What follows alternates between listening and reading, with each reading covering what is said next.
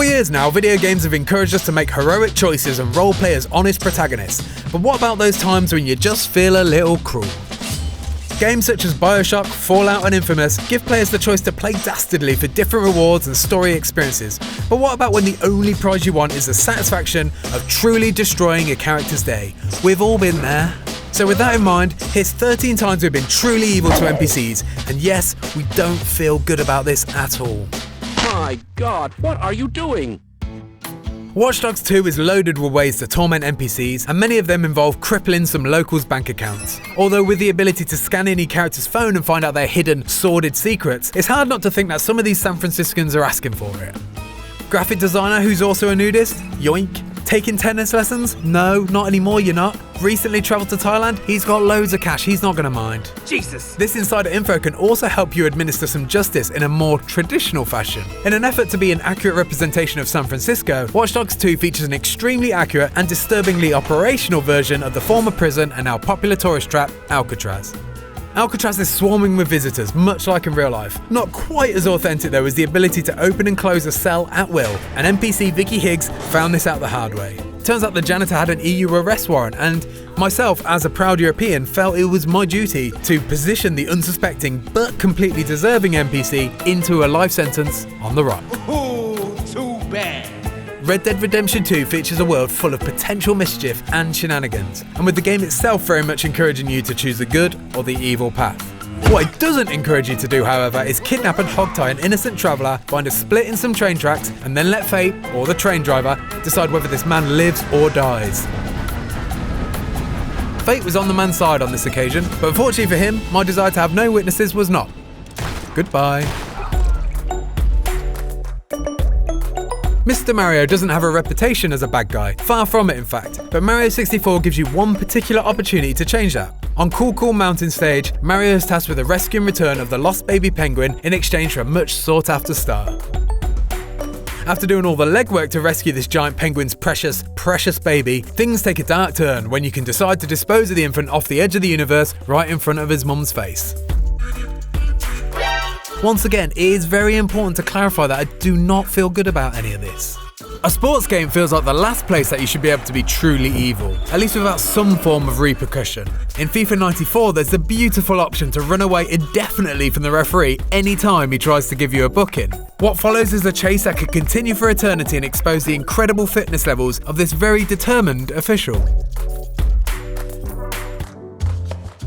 Now this one's well known, and some may say it's the original act of malice in video games, but it's still a goodie. In Tomb Raider 2, you're given the chance to explore Lara's humble abode, but annoyingly not without that utter knob Winston the butler constantly following you around with his wobbly tea tray. There is a very easy way to get rid of It Follows though. Just open the fridge door, lure in the unsuspecting OAP, and then boom, he's left to freeze and rattle his china for eternity.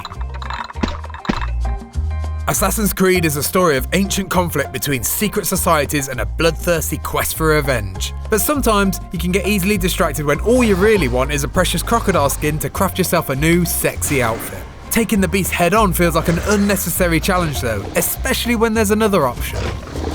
Simply murderize a local and undeserving fisherman, sling him on your shoulders, and then feed his corpse to your target. Then, when he's full up on the blood of the innocent, have it. Easy pickings.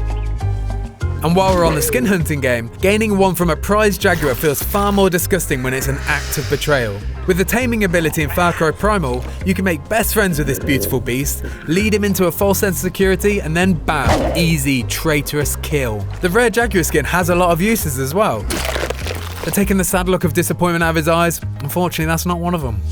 Brothers, A Tale of Two Sons is a heartwarming adventure of two siblings trying to find a cure for their father's illness. However, if you want, it's also the story of two little evil shits who steal this poor girl's basketball, dump it down a well, and watch the tears flow. Disco Elysium has an extremely flexible dialogue system that in turn gives you a wealth of options. But as is traditional here, they're not always nice. As a detective, you're often given the ability to not give a f**k about the lives of the NPCs and just potter about doing whatever you feel like. Nothing exemplifies this more than the interruption and subsequent destruction of the ball game being played by a couple of manly, miserable men. Turns out that it was more of a bowl situation and less of a shot put experience, like I arrogantly decided. Sure, I could have observed the game first, but where's the fun in that? Hitman has always been a series about committing heinous acts in the name of justice, but some options you have maybe take it a little too far. Take for example the hit on Silvio Caruso in the Sapienza mission. In classic Hitman fashion, he's a bit of a dodgy fella who's frankly asking for it. But what he isn't asking for though is a hammer to the face while mourning at his mother's grave and then being thrown into the wood chipper for a disgusting bloodbath. Slight overkill there, Agent 47. This one, depending on your perspective, is perhaps on the low end of the evil scale, but it still absolutely ruins this NPC's day.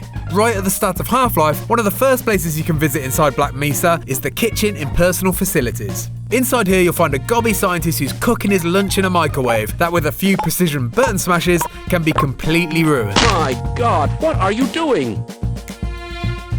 As if forcing his army to live in a remote plant deep in the Seychelles waters wasn't punishment enough, Big Boss demands nothing but gratitude for every ounce of abuse he can inflict on the Diamond Dogs. Even after a high level of physical abuse, Snake's soldiers will still not only salute, but also say thank you for the privilege. Thanks for that, boss. It is the worst case of Stockholm Syndrome that I've ever seen. But by far the evilest thing you can do in Metal Gear Solid 5 The Phantom Pain involves airdropping, a tank, and an unsuspecting companion. Namely, in this case, D-Horse, now known as RIP Horse. Eat it. The last one is our doozy and can be very much slotted into the long con category. There's a lot of weapons in Skyrim, but none of them are more sinister than the Ebony Blade. This is a weapon, and I quote, absorbs the life essence of your foes and is strengthened by the blood of deceit. Yep, this sounds right up my street. In the quest for ultimate power, first I need a partner, and with a gentle bit of wooing, oblivious NPC Janassa agrees to give me her hand in marriage. You and me. The ceremony was beautiful, and Janassa was very excited for matrimonial bliss. Little did she know though, her husband was under the spell of his powerful love sword, and no, that is not a euphemism, you dirty gits. I can't say enough how much I don't feel good about this, but unfortunately the temptation was too hard to resist. If game developers insist on giving me half a chance, I will destroy your digital life in the quest for ultimate power. What's this shit? And if you like that video, why not check out 6 really awkward sex scenes in video games, which is a video we're equally as embarrassed about making.